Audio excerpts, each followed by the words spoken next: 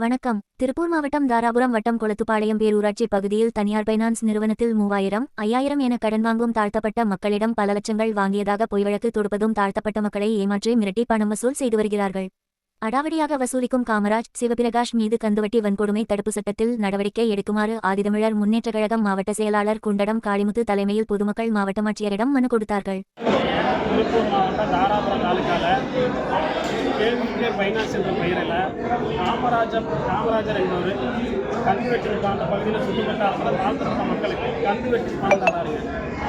இந்த மக்களுக்கு என்ன பண்ணுறாங்கன்னா 5000, 10,000 வாங்கக்கூடிய மக்கள்கிட்ட அடாவடியாக வசூலிட்டு 5000 கட்ட வேண்டிய மக்கள்கிட்ட 5 லட்சம் 6 லட்சம் பணம் கட்டணும்னு சொல்லி வக்கீல் நோட்டீஸ் அனுப்பி அந்த மக்களை கோர்ட்டுக்கு அலைய விட்டு அதில் போர்ஜரி பண்ணி தான் அந்த மக்கள்கிட்ட வசூல் பண்ணுறாங்க.